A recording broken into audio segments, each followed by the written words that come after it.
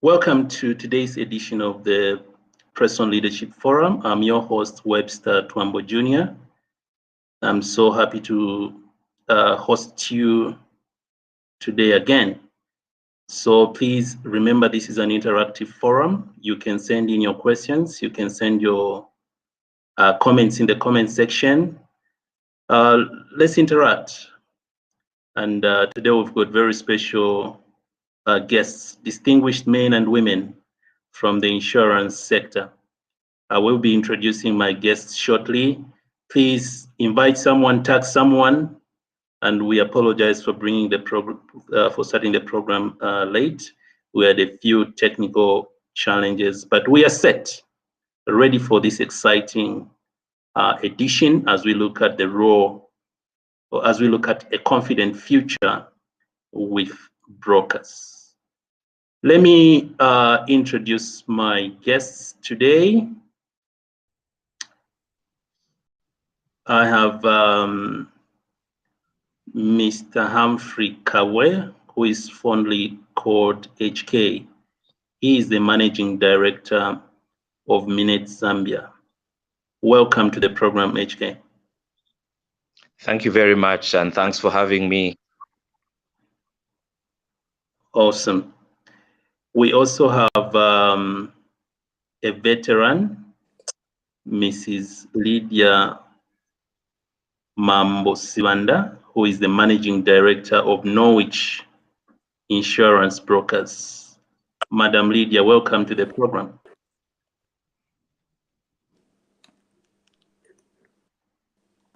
Thank you. All right, it's good to see you. And we are also joined by Chilufya Nyirenda, who is joining us shortly. I think there's just a small technical glitch. She should be joining us again. All right, so as we wait for Chilufya, please do let us know that you are getting us loud and clear. Wherever you're watching us from, please do confirm with us that you're getting us loud and clear. We have Thomas Musukwa, who has just confirmed. So today we're looking at a confident future with brokers. Confident future with brokers.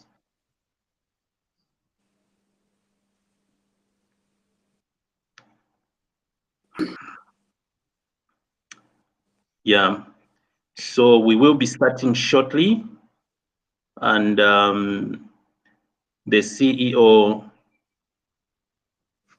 for Stanbic Insurance Brokers, Chilufya Nyirenda, will be joining us shortly.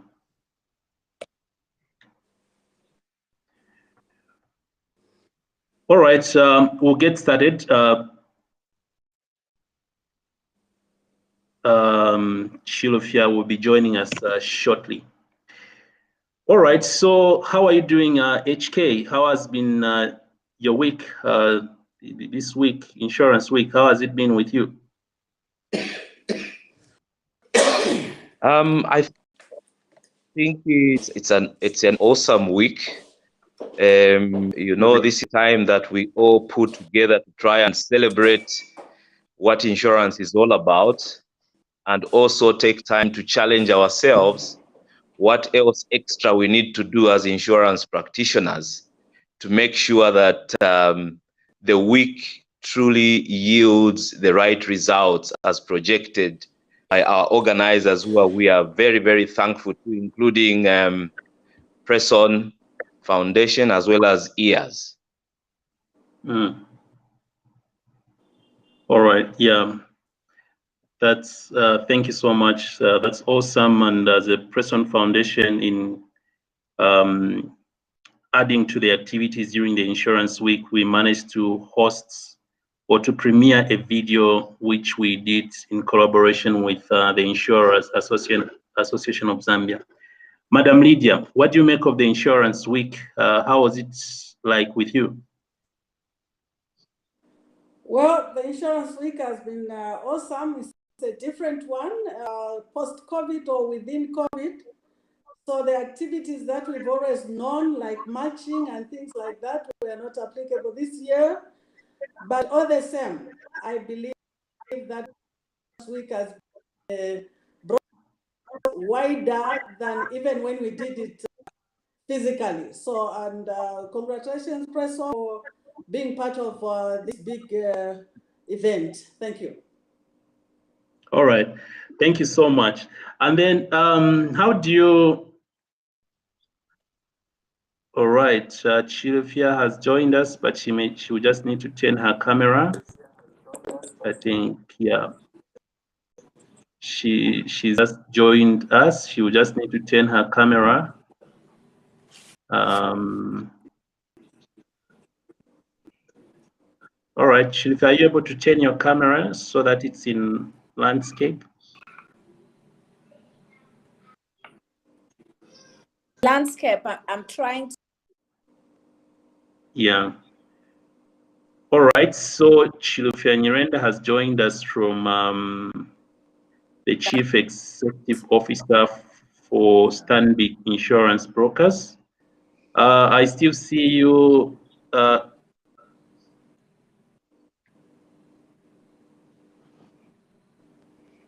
right, there's such interruptions that come along these programs. So you still need to turn your camera. Yeah, you still need to turn your camera. Yeah, and I'm trying. Shucks.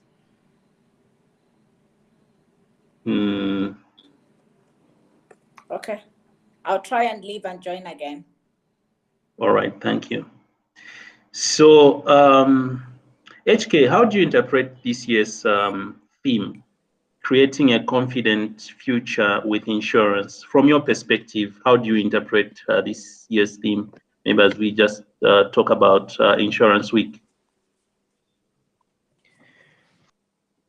I think this is a very well-casted theme, because when you look at insurance as it were, it's usually a very futuristic activity, and it gives a great, opportunity for players to put or pull in the same direction.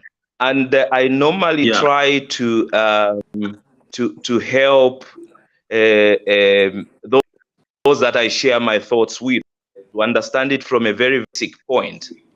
And it involves the 3 nuggets for financial independence, and which include savings, investments, and insurance.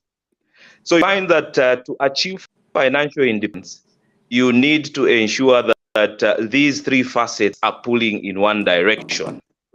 And you find that even if you make serious investments, serious savings, you still need to run the rest of insurance to protect investments that you have put in, as well as those savings that you have put aside. So really, I to believe that we are building a confident future, aligning to ensure that we are financially independent and pulling in the same direction. Yeah, I love that. That's so profound the way you have put it, and I think that's the very essence of this theme. Chilufya Nyirenda, the Chief Executive Officer of Stanbic Insurance Brokers, welcome to the program. Thank you very much, and apologies for the technology hiccup that we had, but I'm all set now. Good evening to our viewers and the listeners. Thank you for having me here today. Thank you. Thank you so much, and it's a pleasure to have you. So we've just been talking about Insurance Week, and from your point of view, I mean, what do you make of the Insurance Week, and how do you interpret the theme? Okay, thank you very much, Twaambo. Once again, think from where I sit, I look at the Insurance Week with the topic that we have, creating a future with insurance. It's a very important topic, because for me, insurance is part of financial planning, which basically is the process of developing a personal roadmap of your financial well-being. And so when we look at the processes that are involved in putting together that roadmap for financial planning, insurance is very key, because ultimately it speaks into your current and your future needs as well.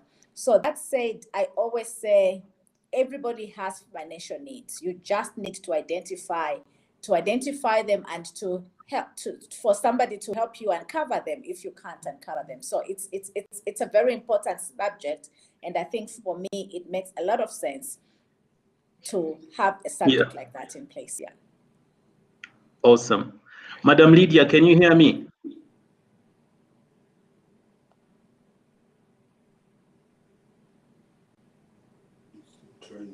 Yeah. All right. So we seem to have some technical challenges coming from Mrs. Lydiah Sibanda, but she should be able to come through. I'm not sure if Mrs. Sibanda, can you hear me? Twaambo? Yes. So how do you interpret the theme for the Insurance Week, creating a confident future with insurance? How do you interpret it? Yes.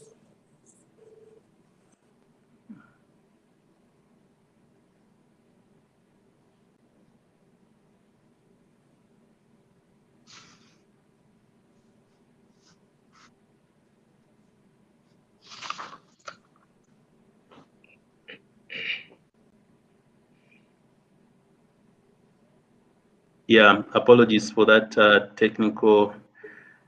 You know, we still have issues with our technology, so please bear with us. We have a few technical glitches. All right, Mrs. Wanda is back. Can you?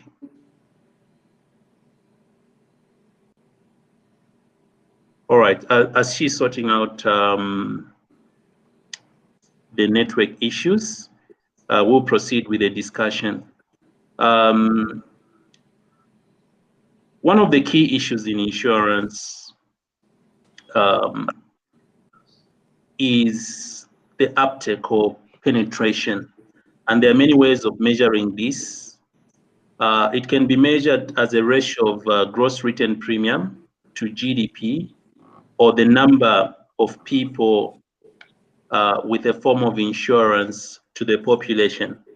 And when we take the former in terms of GWP to GDP, as at 2019, going by the statistics from the TIA, we stood at 2.6%.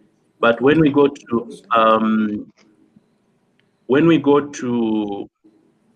the other measure of the adult population, we stand at below about 5%. So only about 5% of the adult population have a form of insurance or the other. So I want to pick your thoughts here, our guests.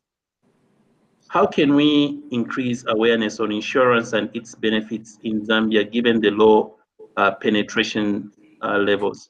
Mrs. Swanda, can you hear me now?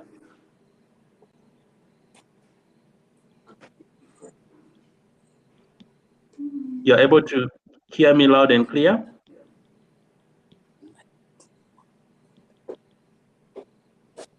Yeah.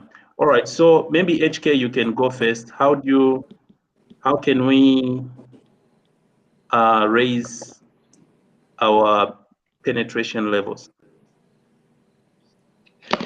I think this has been a thorny matter in our industry over the years, and I like to believe that the traditional channels of awareness, such as the radio, they have done, and I believe that they continue to play a role. However, I think the time has come for us to begin to review the curriculums of learning institutions from secondary school, and tertiary, to try and include in those curriculums the value of insurance, you borrowing from Chilufya's line of thought, matters of financial planning and discipline. I think that if we begin from a basic point such as that, the rest of the awareness techniques of now the digital platforms and the like should be able to mature to give us a direction in to go. But also, I think a bit more controversially, if you allow me, I would like to say that business is a business of confidence. And because it's a business of confidence, we need to see how we can attract government, who is the biggest spender, the biggest employer, you know, be part of this thing called insurance and financial planning. For me, if the government can take stride by reforming the law that they are also required to insure their assets, I think that the entire populace will begin to align themselves to actually follow what government is doing. But as at now, it creates a jeopardy in the sense that the government itself, that are just asset-based, are not, if you like, are not to insure. So in other jurisdictions, we have begun to see and understand that the government is taking a lead role. For instance, in Kenya, they're taking a lead role in insuring their assets. So with that, I think that the rest will fall in place once that confidence is built by the policy setters. Thank you. Yeah. All right.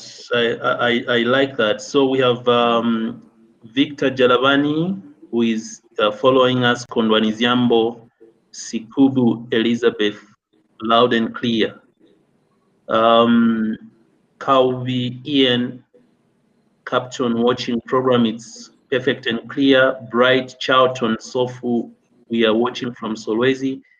Doreen Kambanganji, absolutely. Insurance is a business of confidence.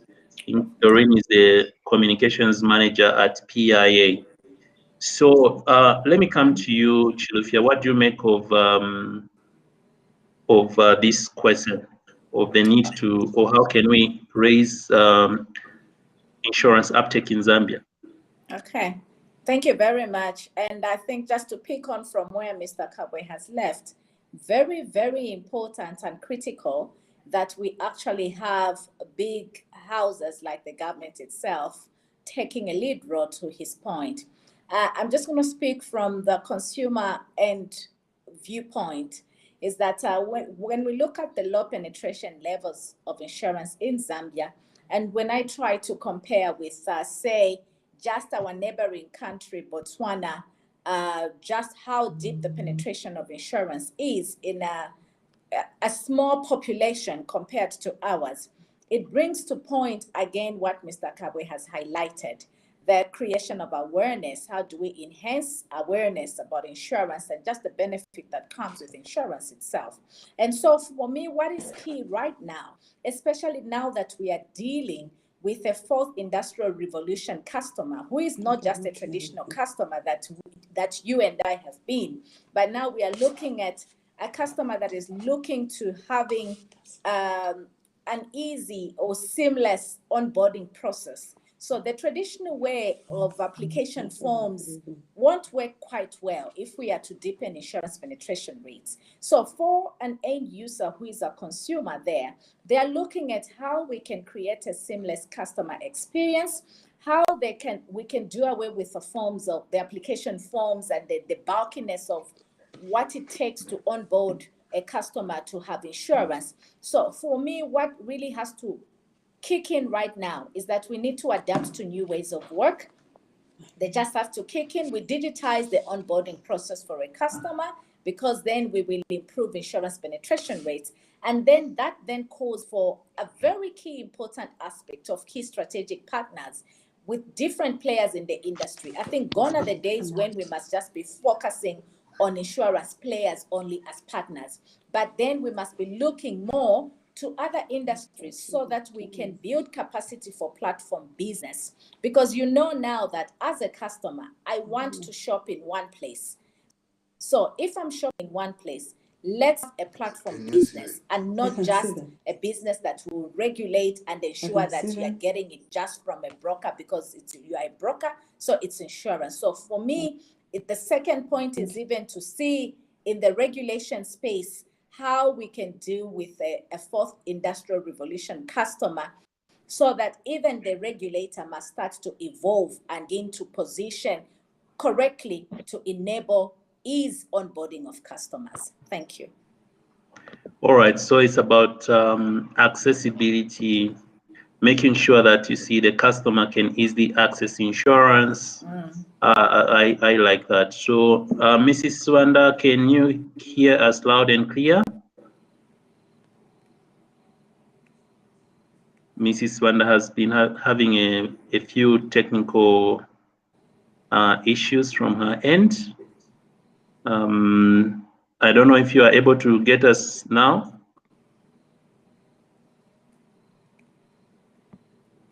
Mrs. Sibanda, are you hearing us?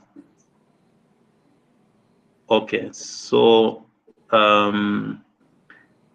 she will be sorting out the technical issues from her end, and she will be able to join us in the conversation. Now, let's change gears. Let's look at the role of a broker.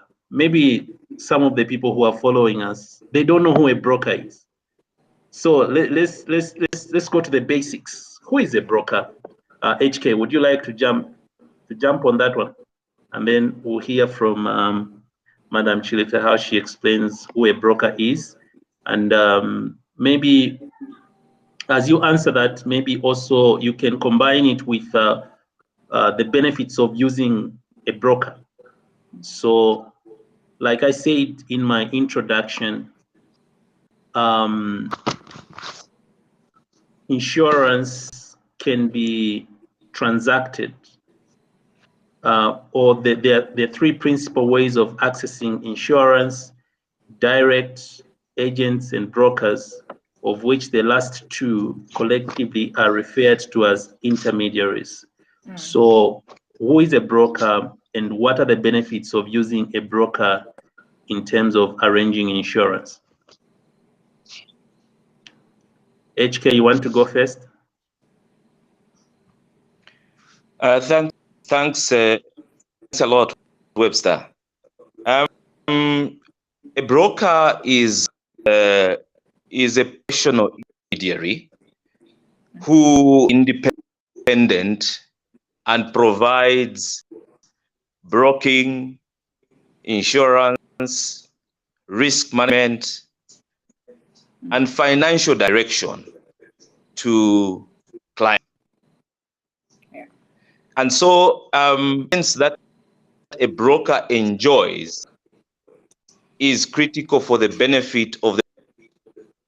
And in that regard, it synchronizes very well with the mission of our regulator, the PIA, whose main focus is protection of a policyholder. So a broker is independent in his approach to the work that he does and supports fully the client's expectations in placing business with an underwriter, and combining it with the benefit of using a broker. I would roughly just craft maybe three or so benefits. And the first one is that of advocacy. A broker plays an important role in the advocacy when it comes to matters of claim, matters of interpretation of the contract of insurance, matters of engagement between the client and the underwriter. So advocacy is one of the critical aspects that brings value and benefit to a client. And secondly, there is also the reduction in search costs for terms that the client may be looking for. And I would want to combine this with the professional analysis and assessment of clients' risks portfolios. So it is critical and beneficial to a client in that the underwriter takes up the role of reducing the search costs for cover, for pricing, for risk management guidance, and the like on behalf of a client. And so in that regard, you see that there's great value that goes to the client. Thirdly, I would say that brokers take a lot of time to negotiate and market programs for the clients. There are some programs, especially if you look at multinationals and the like, which are highly complex. And it takes a broker to ensure that those programs are structured in such a way that they meet the need of the client, but at the same time, support the expectations of the underwriters. We need to remain very, very value-based, that we are getting the best product at the best price, and ensuring that all parties as partners are all winning at the end day. So in short, I would describe what you asked Webster in that regard. Thank you. I think it's very important how you've put it, Mr. Kabwe. I mean, it cannot be put any better than that, Webster. And I think just to add on to maybe trying to digest it and put it in a layman's language for somebody that may be asking themselves, what has Mr. Kabwe meant by all that? I think for me, the three key points that I can pick is that if the benefits of using a broker, one is that, to Mr. Kabwe's point again, the brokers will simply ensure that cover is placed with a financially insurer as well, who has capacity to pay your claims. Remember that the critical customer touch point for insurers is at point of claim. So that he has touched.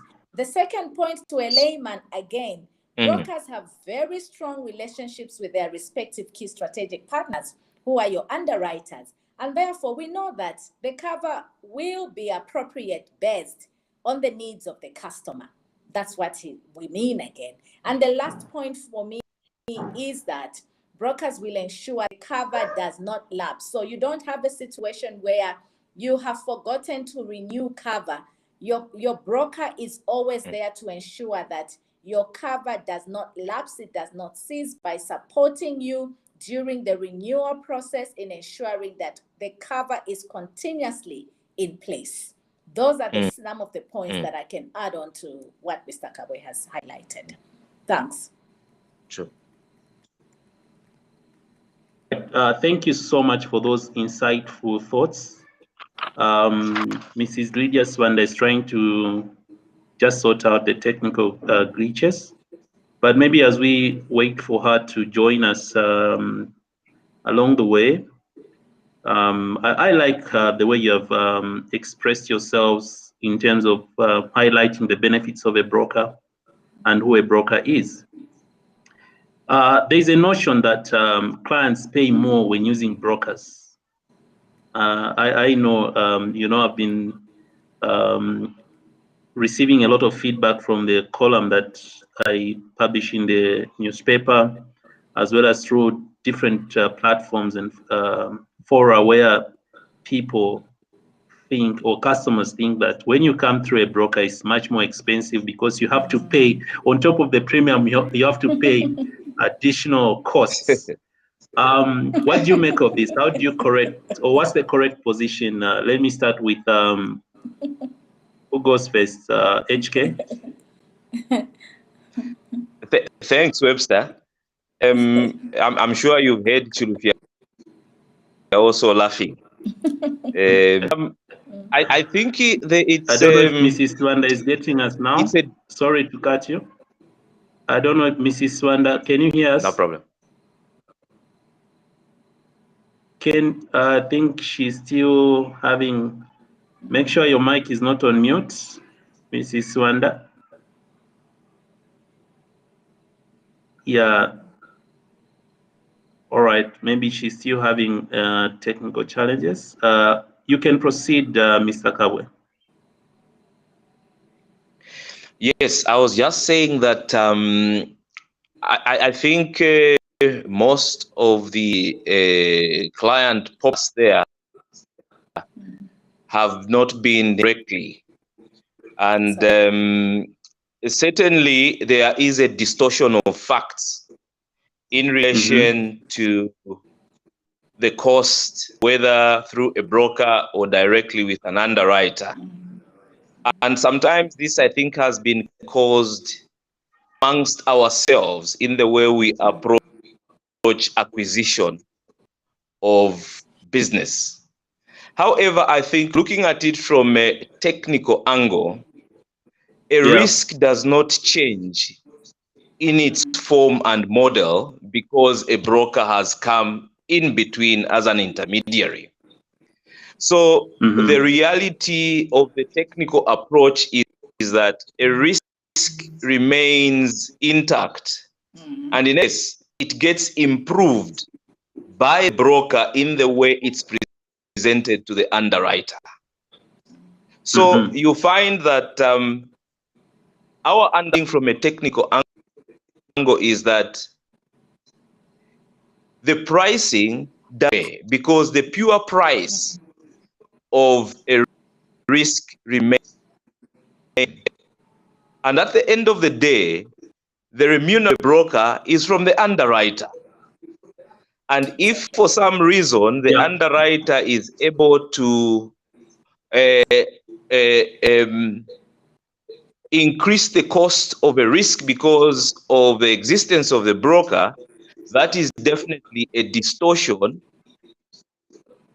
and is not with the norms of pricing a risk from a technical angle. Thank you. Yeah. Awesome. You want to add something, Chilufya, or you are satisfied with that? I'm satisfied. Just to echo the emphasis to say that for customers that are least really, what we're trying to tell you is that you will not charge more for going through brokers. Instead, brokers add value to your insurance needs at no extra charge to you. So just go through a broker and benefit from the professional advisory services that will be provided to you. What we want you to do is to remain focusing on growing your business. So leave the professional advisory services to be conducted by the brokers. That's it. All right. Thanks. Correct. Awesome. So I'll try to bring Mrs. Sibanda through WhatsApp.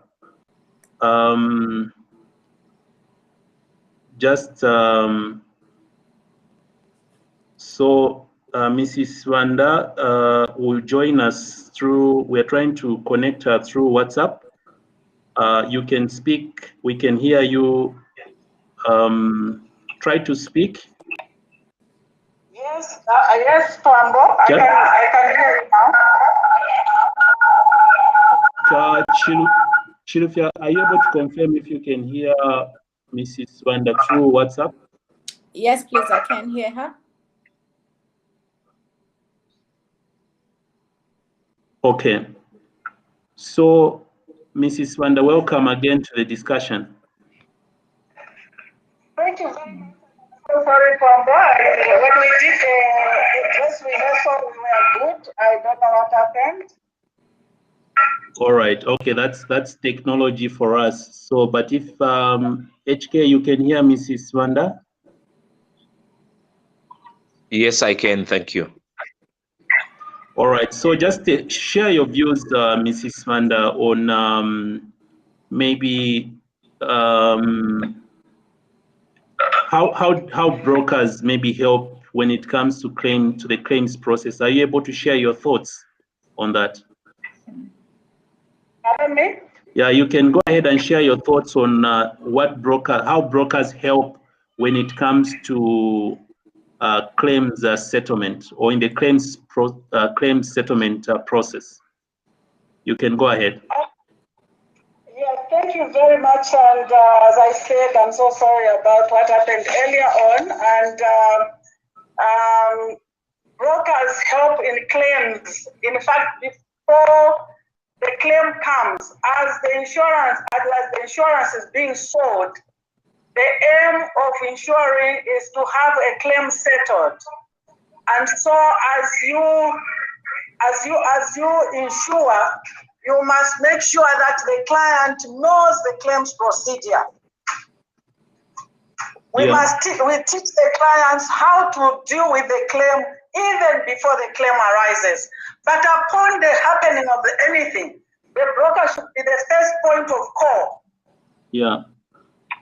After the broker has been notified, yes, the client and the broker immediately should work together. The broker's phone should be 24/7.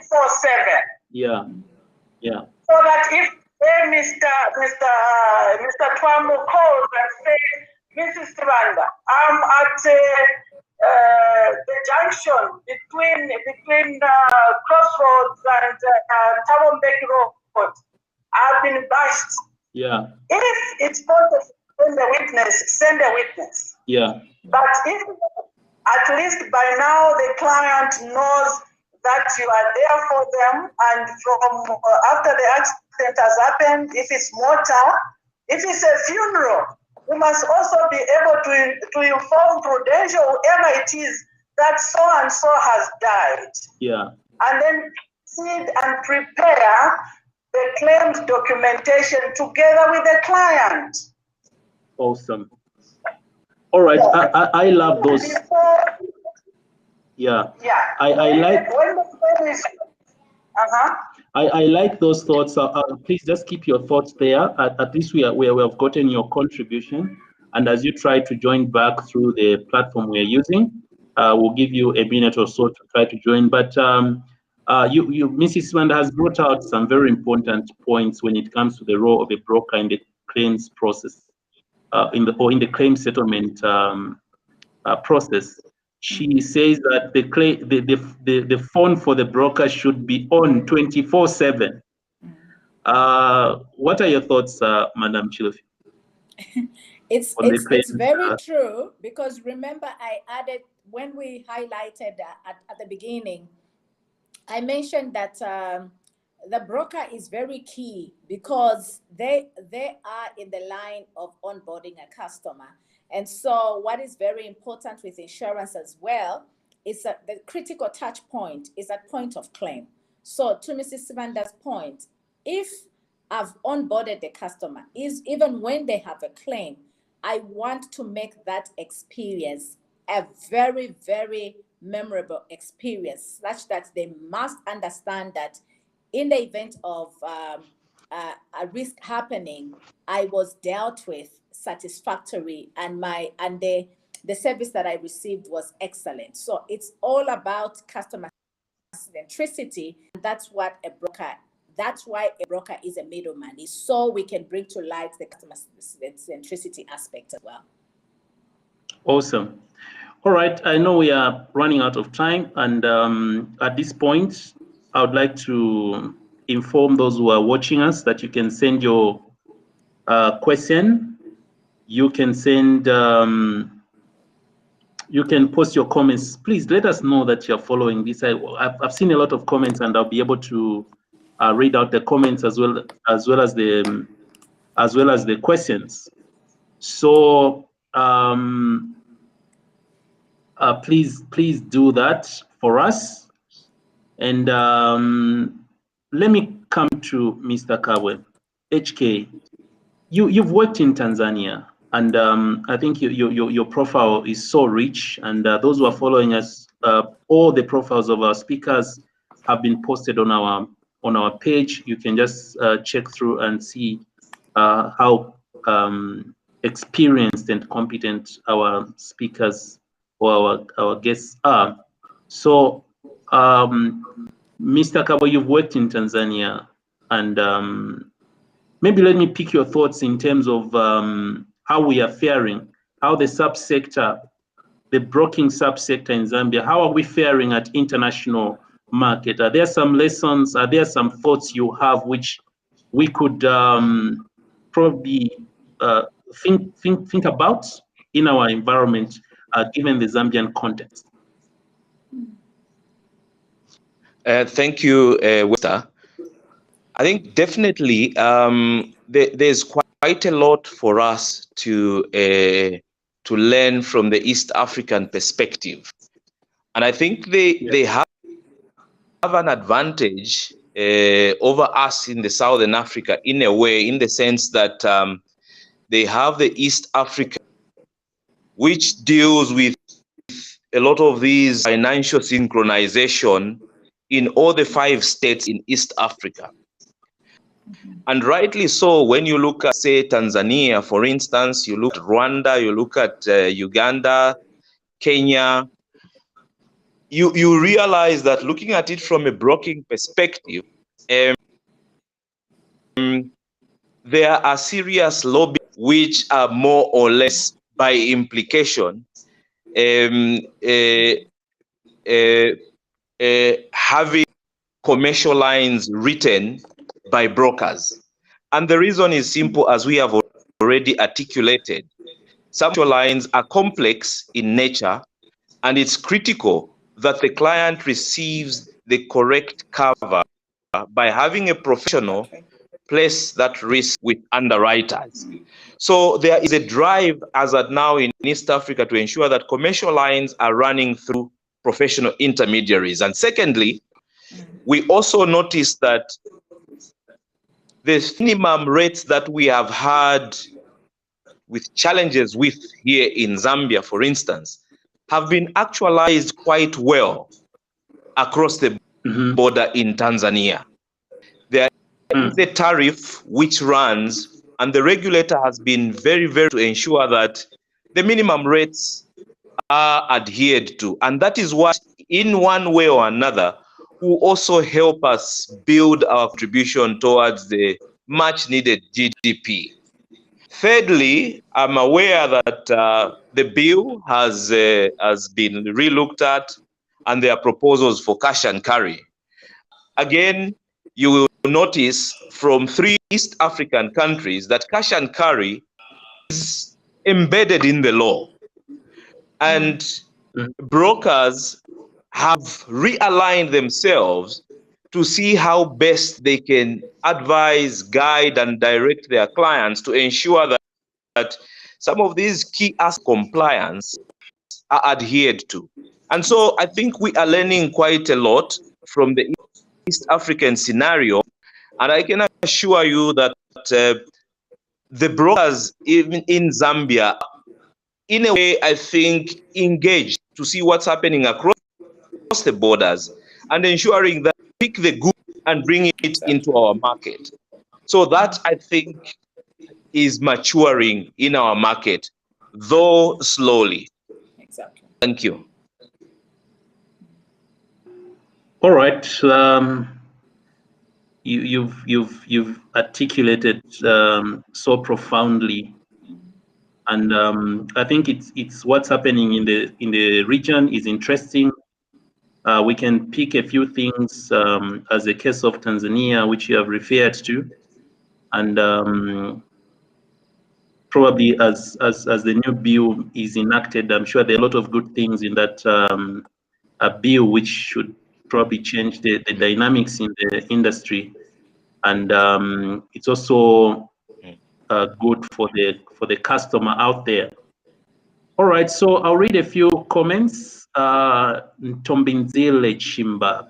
The fact that insurance penetration level is still below 2% means there's room for growth. Apart from the government, what has the insurance industry done in terms of micro insurance? Okay, just take note of that. Seamless customer experience. That's from Sepo Manangombe.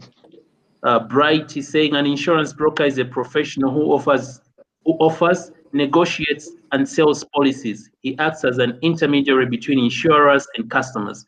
A very well-informed Brighton there. Then Tilson Musowoya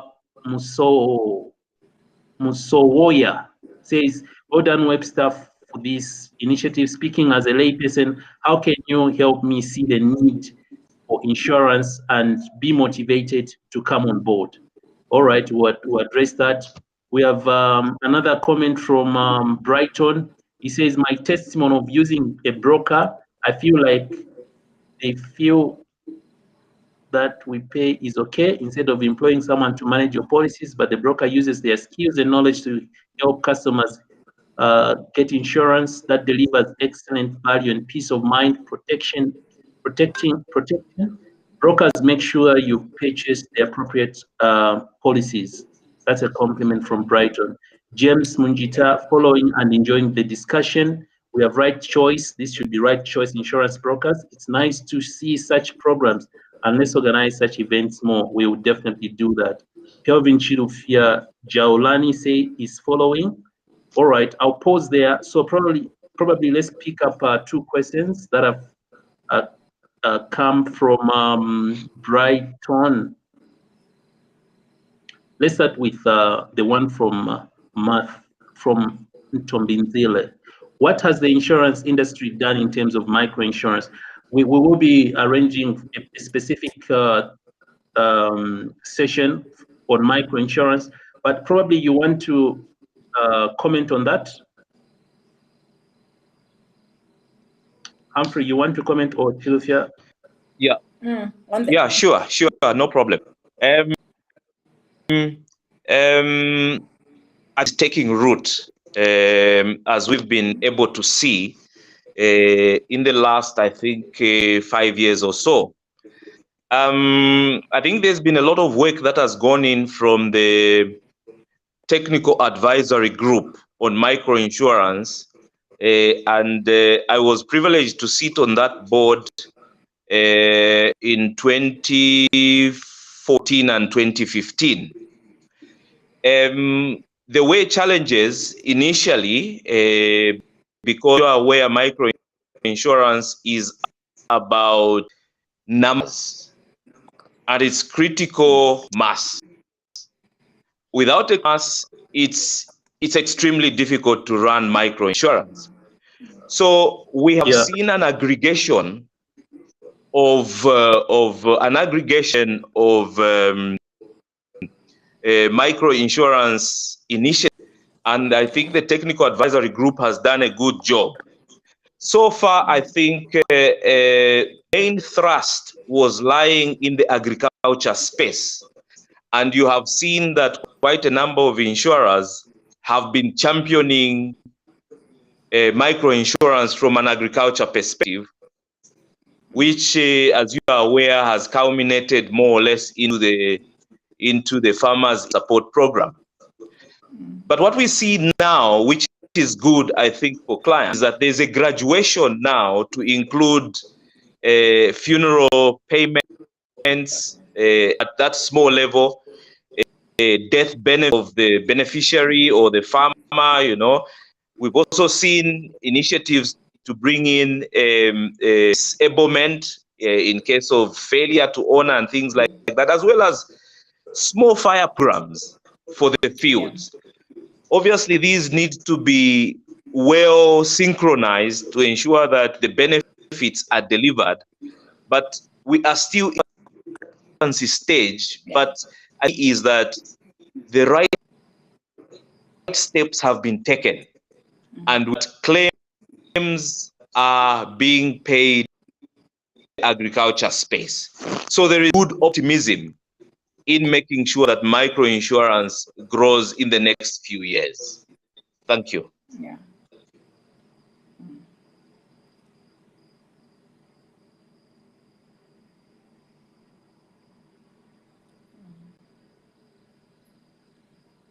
I think you are on mute, Twaambo. You could be on mute. Yes. Yeah. All right. So let me bring in Mrs. Nyirenda to try and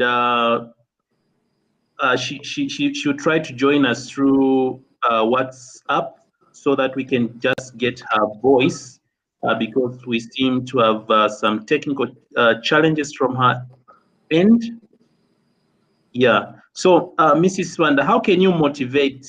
There's a question from Tilson Musowasoa. How can you help me see the need for insurance and be motivated to come on board? So just comment on that, Mrs. Sibanda.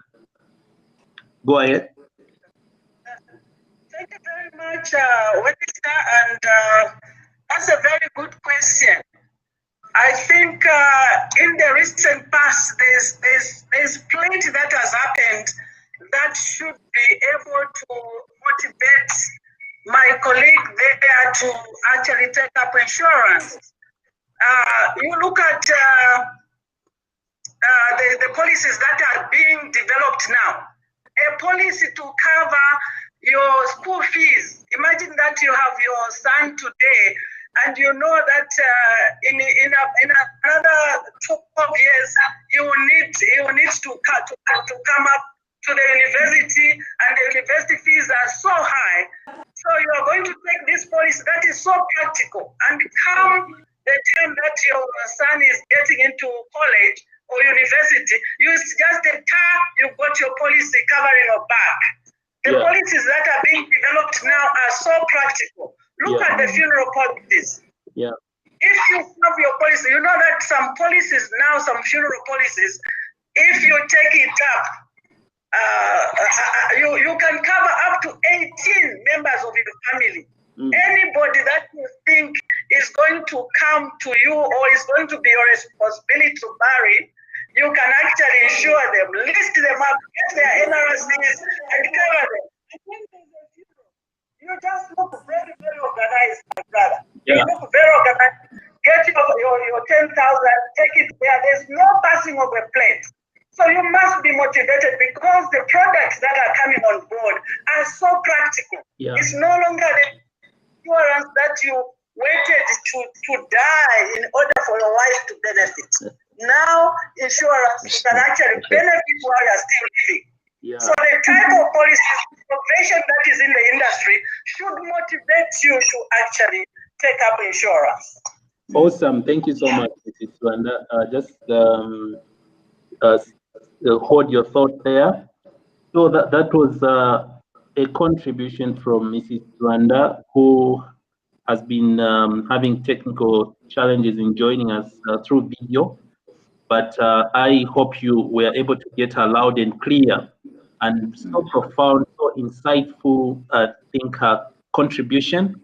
And I hope Tilson Musowoya, you've been motivated now to take up insurance. Yeah, so Chilufya, there's a quick question I want you to answer from here, from Thomas Musukwa, who says, brokers fiduciary in nature, fiduciary duty. Yeah. Thanks. So yeah, our brokers fiduciary in nature. So when we look at brokers and the role of a broker as well articulated by Mr. Kabwe.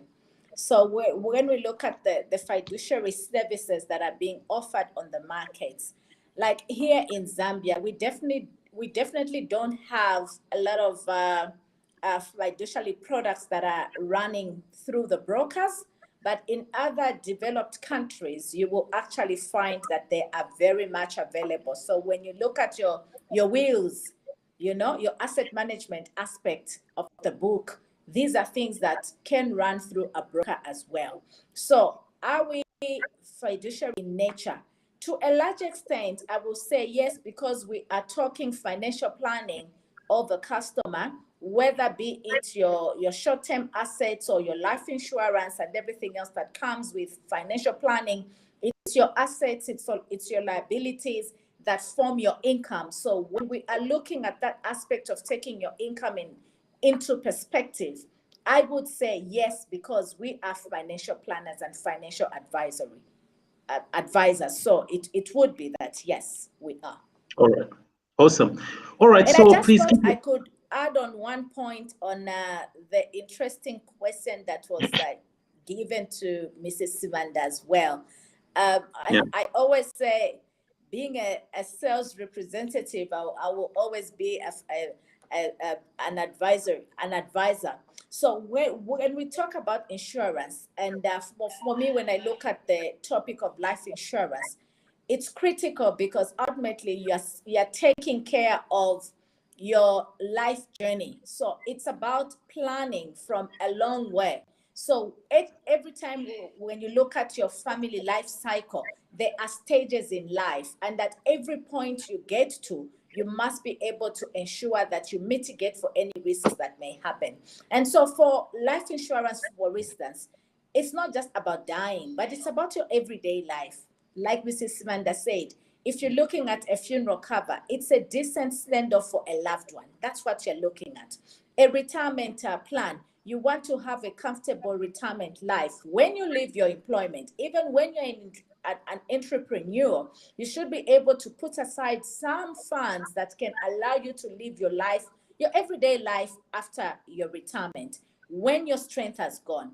For children's school fees, she has spoken into that. So for me, when I look at insurance, it takes away the effects that comes with financial shocks when you have been faced with a risk. So it's all about financial planning again, and let's just ensure that we mitigate for those risks, because ultimately, when it hits you, you don't want to go and borrow, but you want to ensure that insurance is there to cover you.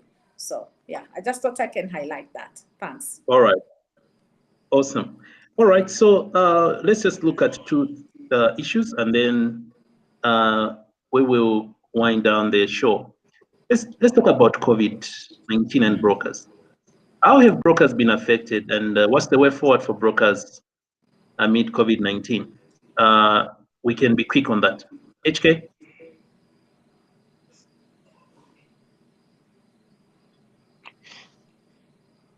As brokers, definitely also been affected quite badly.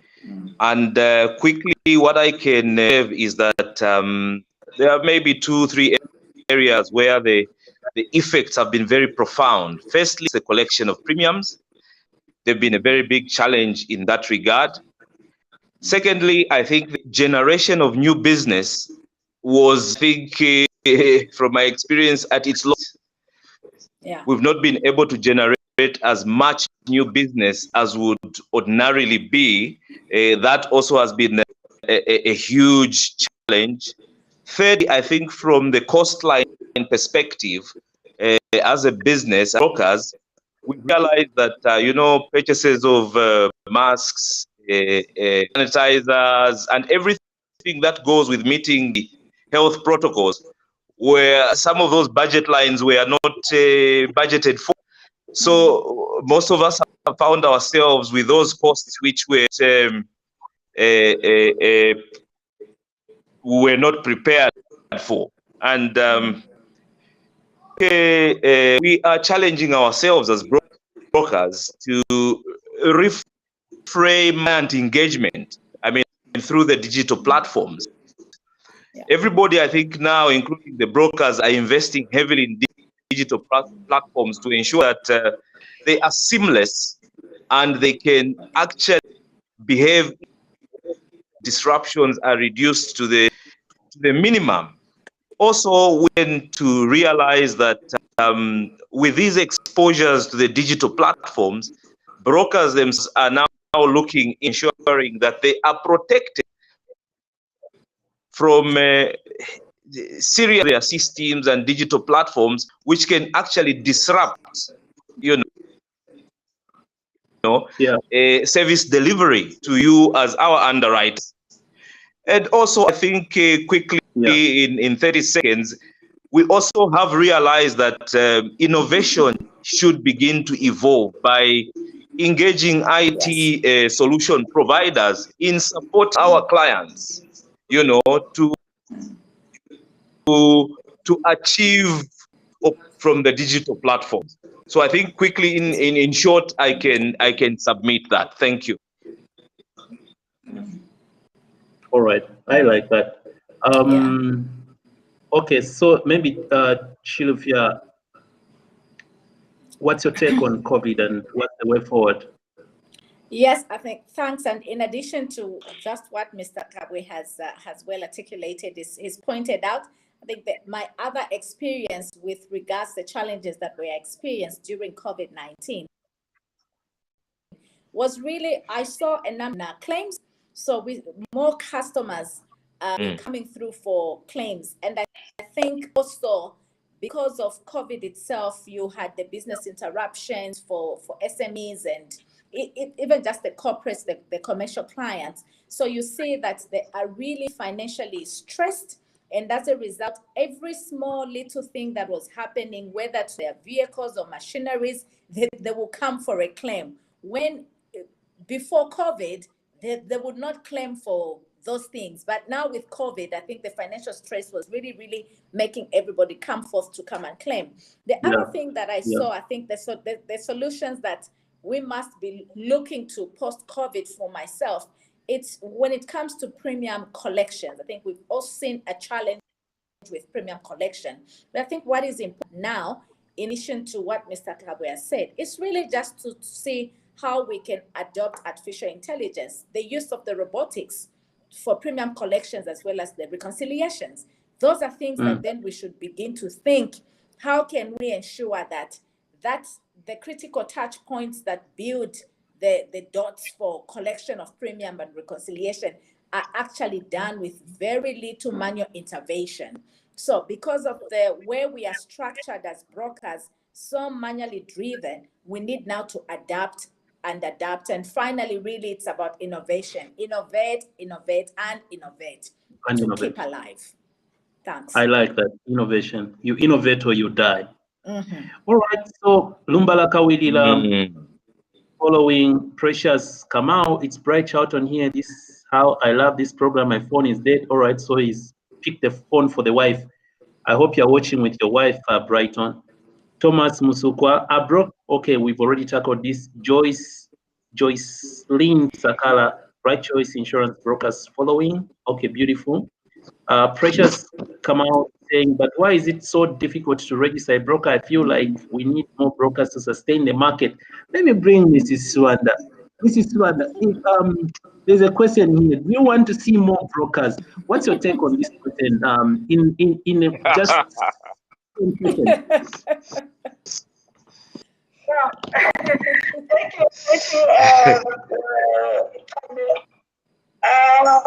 There's appetite to do business, and everyone wants to survive. I want to submit that today, as we speak now, there are 48 licensed insurance brokers by the Pensions and Insurance Authority. And these are just the ones that are members of the Insurance Brokers Association of Zambia. There are a little bit more brokers already in the pipeline. By the end of the year, we may be at 50-55. First is not growing. But with innovation, there could be people who will come in and do something totally different. Someone may just go and stop at our target and start doing exploits there. So, innovation, competition, the addition of more brokers, totally welcome. Let us meet, just like the political parties are registering. All right, that's a contribution from Mrs. Swanda, who is having technical glitches, but she's able to contribute and listening to the program through another platform, which is WhatsApp. So that's our contribution. So Joycelyn Sakala says, are there any plans in place to have commissions for brokers increase? Let me bring again Mrs. Swanda. Are there plans to have commissions for brokers increase? What's your take on this? Quickly, Mrs. Swanda.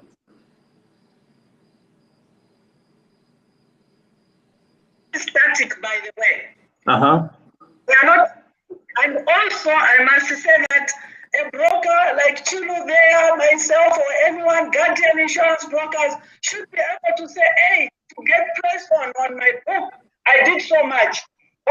you are going to give me 30%. So it's not about their basic commissions, but you should be able to say, I have done much here and I want more. So do not get a regulated kind of commission, but be able to negotiate your way out. That's what I would advise. Okay, there'll be a battle there with insurance because I come from the insurance side, and I mean, a commission is an expense to us. So the way you're putting it, and of course, there has to be a common ground somewhere. But thank you so much.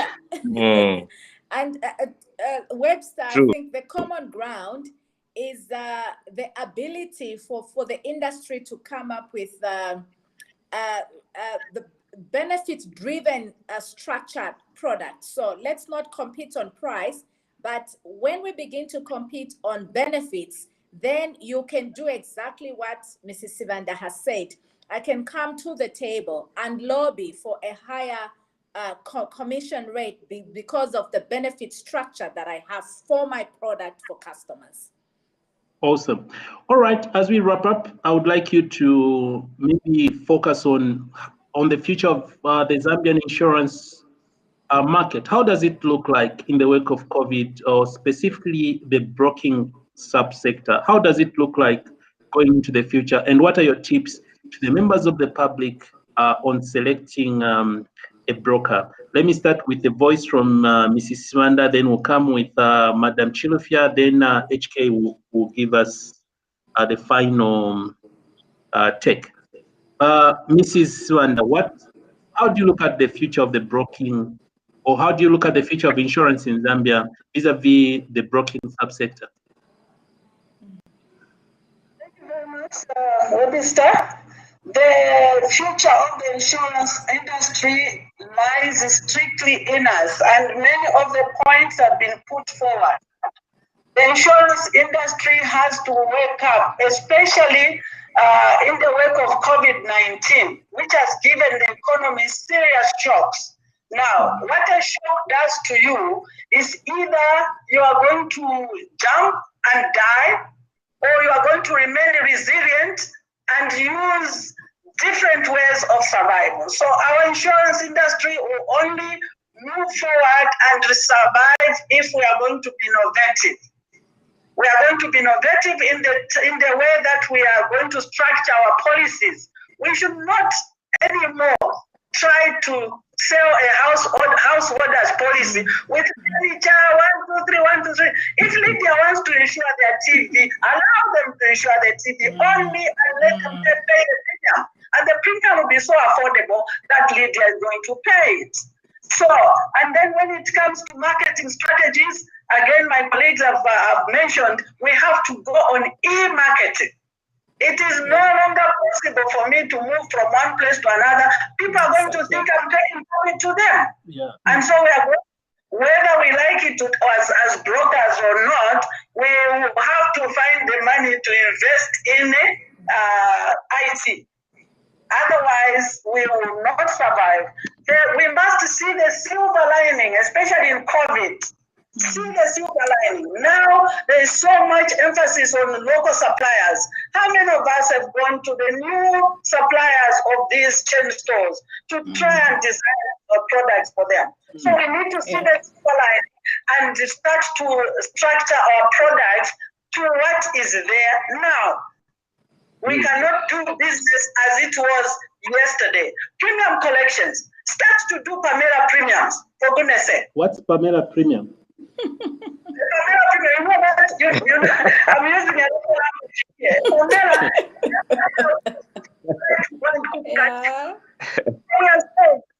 So we are saying, instead of giving me a chunk of 12,000 kwacha to pay for my motor vehicle policy, let us go more on month-to-month premiums, which are so common in other jurisdictions. Exactly. So that today I pay my premium for a month, I'm good. I look again and I bring my premium for the next month. I don't pay, it falls off. Yeah. So that's what I'm calling the Pamela premium. In terms of tips as to how to get a broker, And as I finish on the survival, we need to start even the way our friends are collecting money. We don't see DSTV knocking, we don't see GoTV knocking, and yet these are less than the 463 third-party motor premium. So let's use our friends, let's ride on the MNOs, so that they help us come into the best way to collect the premiums. Even the small ones like 463 third party.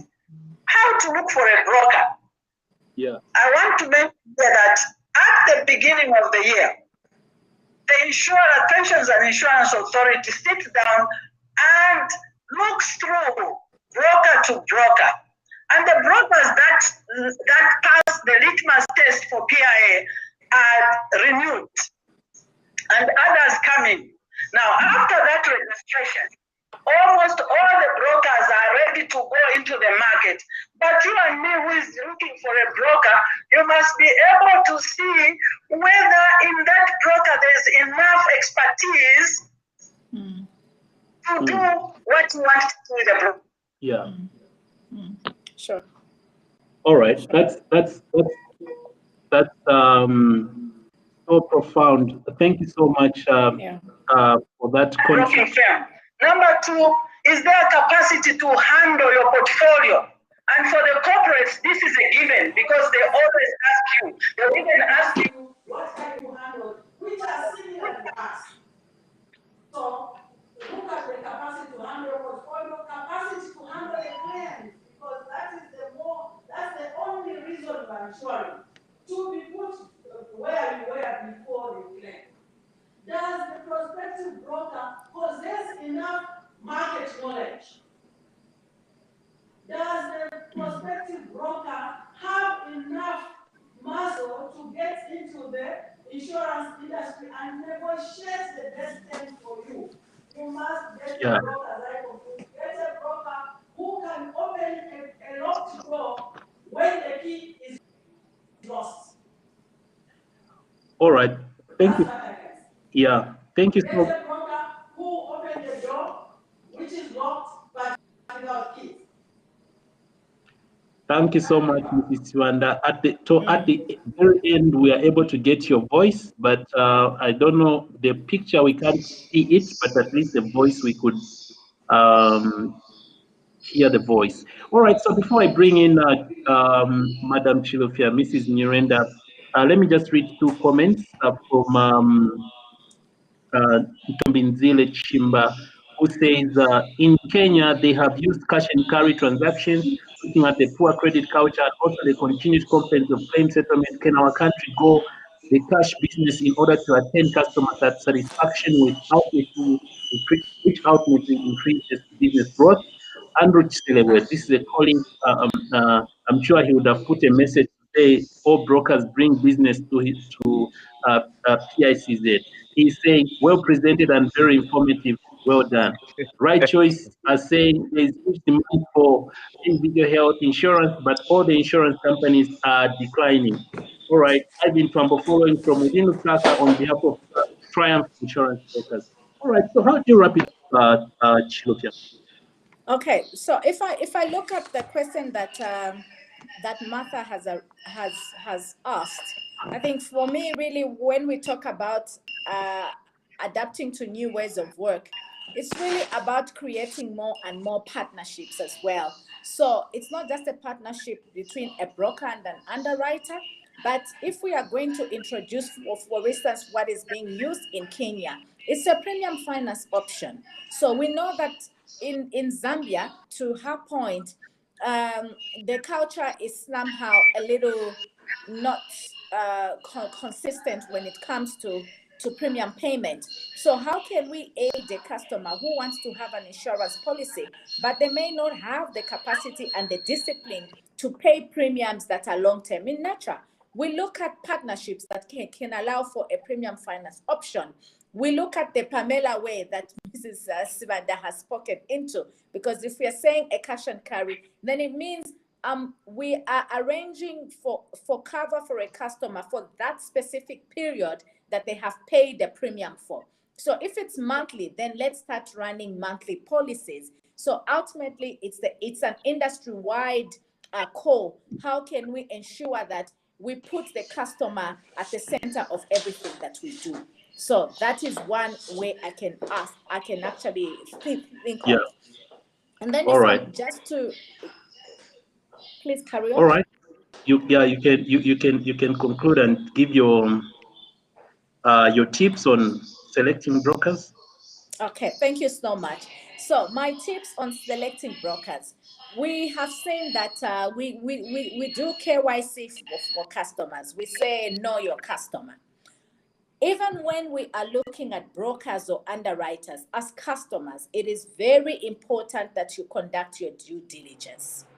Because ultimately what you are putting, you are trusting your finances you're putting your trust for your finances into a broker or an underwriter. So the same way you are KYC'd, you must take note also, you are free. There are frameworks that are there to guide you as a customer on how you select a broker. Are they, how is their financial standing? You must be able to look at end-to-end KYC for a broker, so that at the end of the day, you know that if I were faced with an event, I will be able to actually go back to my broker and they are able to have a claim settled on my behalf, or they will not be a hit and run kind of a broker, but you actually even know where their offices are. So conduct due diligence on your brokers as well, because they are your financial advisors. You must be able to locate them and not just run by telephone as well. So do your due diligence. It helps you a great deal. Awesome. Yeah. Awesome. Thank you very much. I think the colleagues have dug, they've given depth. I think just to add on the issue of what the market looks like, I think it's for now for to drive existence and our service delivery in a position the professional and ethical conduct of the drivers, are the brokers in this sense, are at a certain level to ensure that all these aspects of digitization and stuff like that are in place. It's one thing to have the digital platform. It's another thing to make sure that it works for its purpose, it delivers value to the client and then the underwriter. In regards to addition to members of the public on selecting a broker, I think secondly, it's critical that the client aware as to whether a broker in a selection process is a member of IBAS, that is the Insurance Brokers Association of Zambia. They should make sure that this broker is actually fully paid and is a member of the association. Thirdly, it is critical, I think, reputation of that broker in the market and its influence is of great value. Is the influence of this broker in the market? Should there be a situation of misinterpretation of the contract or arguments on the contract, what would that broker do to actually get the response that the client may be looking for? Fourthly, it may seem very remote in my view, but it's critical. There's nothing wrong in visiting the broker's offices, see where they truly sit, and relate that to the value that they have promised. And then fifthly, a very litigious situation, market-wise, clients have known what for. It is possible that a broker is the turn. A broker can fail to deliver what they have promised, and the underwriter can say, no, this claim is not payable because you did not 1, 2, 3 things. Important for the clients to evaluate their level of carrying the risk themselves should the underwriter fail. Errors and omissions. We may be selling bankers blanket bond to a client, and yet we don't brokers. Those are things that are critical in having, so that policyholder protection is held in line with the expectations of the regulator. I end there, and thank you so much. Thank you. All right. Well, two ladies and gentlemen, I wish to thank you on behalf of the Presson Foundation for making time to join us this evening to look at this interesting subject, a future with a confident future with brokers. This is where we end today. So thank you so much. Those who followed this program, please remember you can still watch this video. It will remain on our page. Remember to like our page. Remember to also subscribe to our YouTube channel. This is Presson Leadership Forum. So, Mr. Humphrey Kabwe, the Managing Director, Minet, Zambia, thank you so much for making time. Mrs. Chilufya Nyirenda, thank you as well for making time. And Mrs. Lydiah Sibanda, Managing Director, Norwich Insurance Brokers, thank you so much for making time, Mrs. Sibanda. Thank you very much, Webster and Presson, for calling us on this very important forum. Thank you. You're welcome. Thank you. Until next time, this has been your host, Webster Twaambo Jr. We'll see you again. It's all about Press On. Bye-bye.